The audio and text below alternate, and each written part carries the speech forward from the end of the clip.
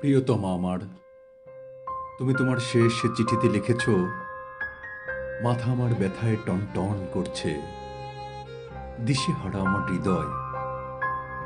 তুমি লিখেছ, যদি ওরা তোমাকে ফাঁসি দেয়, তোমাকে যদি হারাই, আমি বাঁচব না। তুমি বেঁচে থাকবে প্রিয়তমা বধূ আমার। আমার স্মৃতি কালো ধোঁয়ার মতো মিলিয়ে যাবে বাতাসে। বিংশ শতাব্দীতে মানুষের শোকের আয়ু বড় জোরে 1 বছর। মৃত্যু দড়ির এক প্রান্তে দোদুল্যমান সব দেহ, আমার কাম্য নয় সেই মৃত্যু।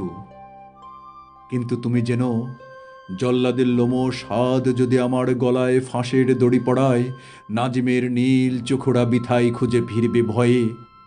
অন্তিম সরস্ফুটা আলোয় আমি দেখব আমার বন্ধুদের, তোমাকে দেখব। আমার সাথে কবরে যাবে শুধু এক অসমাপ্ত গানের বেদনা। বধূ আমার, তুমি আমার কোমল প্রাণ মৌমাছি, চোখ তোমার মধুর চেয়েও মিষ্টি। কেন আমি তোমাকে লিখতে গেলাম ওরা আমাকে ফাঁসি দিতে চায়? বিচার সবেমাত্র শুরু হয়েছে, আর মানুষের মন্ডুটা তো বুটার ফুল নয় যে ইচ্ছে করলেই ছিঁড়ে নেবে।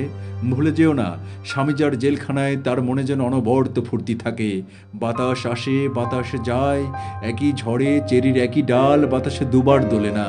গাছে গাছে পাখির কাকলি, পাখাগুলো উঠতে চায়, জানালা বন্ধ, টান মেরে খুলতে হবে। আমি জানি দুঃখের ডালি আজও উজাড় হয়নি, কিন্তু একদিন হবে। নতজানু হয়ে আমি চেয়ে আছি মাটির দিকে, উজ্জ্বল নির্বলের মঞ্জরিত শাখার দিকে আমি তাকিয়ে।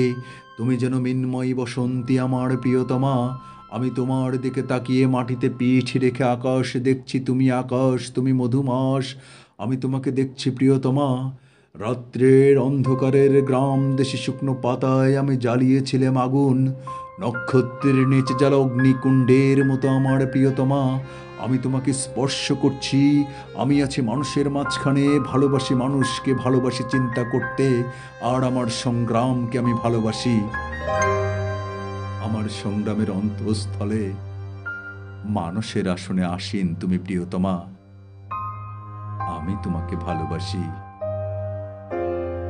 ঘড়িতে 9টা বাজে। ছেলের দরজার তালায় এক্ষুনি বন্ধ হবে। বেঁচে থাকাই অনেক আশা প্রিয়তমা, তোমাকে ভালোবাসার মতোই একাগ্র বেঁচে থাকা। কিন্তু আর আমি আশায় তুষ্ট নই, আর আমি শুনতে চাই না গান। এবার আমি আমার নিজের গান গাইব। আমাদের ছেলেটা বিছানায় শয্যাগত, বাপ তার জেলখানায়। তোমার ভারাক্লান্ত মাথাটা হাতের ওপর এলানো। এখনো দুঃসময় থেকে সুসময় পর্যন্ত মানুষ পৌঁছে দেবে মানুষকে। আমাদের ছেলেটা নিরাময় হয়ে উঠবে। বাপ তার খালাস হবে জেলখানা থেকে। তোমার সোনালি চোখে উপচে পড়বে হাসি। আমার আর আমাদের এই পৃথিবী একই সূচক্রে দাঁড়িয়ে। যে সমুদ্র সবচেয়ে সুন্দর তা আমরা আজও দেখিনি। সবচেয়ে সুন্দর শিশু এখনো বেড়ে ওঠেনি। মধুময় যে কথা আমি তোমাকে বলতে চাই তা আজও বলিনি। কাল রাতে তোমাকে স্বপ্নে দেখলাম। ধূসর চোখ তুলে মাথা উঁচু করে তুমি চেয়ে আছো আমার দিকে। তোমার আর্তনাদ কম্পমান, কিন্তু তোমার কণ্ঠস্বর শুনতে পেলাম না প্রিয়তমা।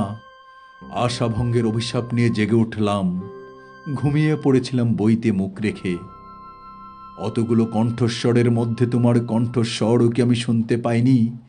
কৃষ্ণপক্ষের রাতের আনন্দের সংবাদের মতো কোথাও ঘড়ির টিকটিক আওয়াজ, বাতাসে গুনগুন করছে মহাকাশ। আমার গানের লাল খাতায় গানের একটি কলি, লাঙ্গল চষা ভুঁইতে মাটিতে মুখ ভরে উদ্গত অঙ্কুরের দুরন্ত কলরব, আর এক মহিমান্বিত জনতার বজ্রকণ্ঠে উচ্চারিত ন্যায্য অধিকার। তোমার 8-10টা ধর কম্পমান, কিন্তু তোমার কণ্ঠস্বর শুনতে পেলাম না প্রিয়তমা। আশাভঙ্গের অভিশাপ নিয়ে জেগে উঠলাম। আমি জেলে আসবার পর সূর্যকে 10 বার প্রদক্ষিণ করেছে পৃথিবী। আমি জেলে আসবার পর ফুটপাতে ভারী হাতে ভর দিয়ে দাঁড়িয়েছে তার অর্ধেকটা। আমি জেলে আসবার পর যে সন্তানেরা জননীর গর্ভে ছিল তারা আজ 10 বছরের বালক। আর আমি বারংবার সেই একই কথা বলছি, একই কথা বলছি।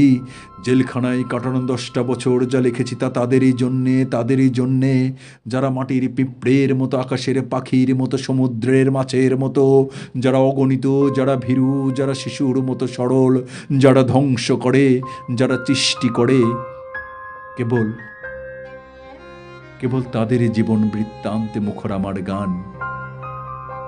আর যা কিছু, এই ধরো আমার জেলখানায় কাটানো 10টা বছর, শুধুমাত্র কথার কথা।